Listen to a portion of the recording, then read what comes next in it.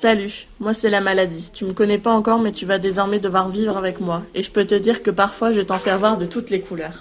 Je vais commencer par attaquer ton mental de guerrière, comme tu le prétends, pour te faire perdre les pédales et ensuite je vais te pourrir l'intérieur. Je vais cibler un de tes organes ou peut-être plusieurs, ça dépendra de mon humeur. Mais tu sais, je suis pas si méchante, je vais te faire rencontrer des tas de gens. On les appelle des médecins, des docteurs ou tout ce que tu veux. Je préfère te prévenir, ils vont t'en faire avaler des pilules pour essayer de me faire partir. Mais on est liés, toi et moi. Et même si je pars, je te laisserai des marques, je te le promets.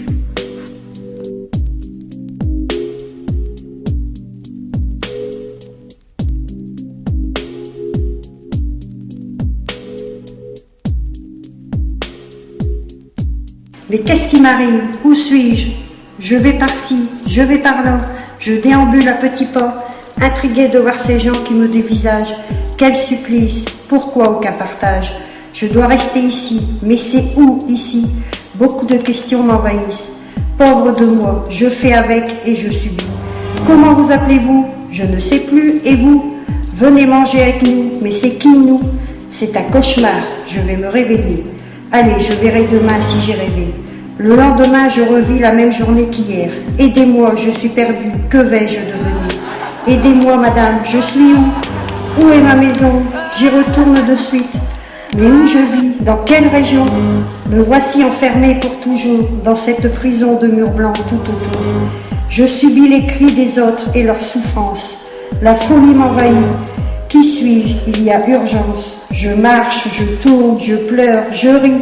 Ma famille ne me reconnaît plus. Quelle vie! Je les vois désespérés, mais que faire? Je suis dans ma bulle, on ne peut rien y faire. Et puis la pente s'accélère et je subis cette maladie qui emporte tout mon corps et m'envahit. Je me laisse emporter sans remonter, je dépéris en oubliant le passé. Les jours sont tous les mêmes, je suis triste de n'être plus rien. Je me sens meurtrie à jamais, et rien que d'y penser, laissez-moi finir mon temps dans mon paradis blanc.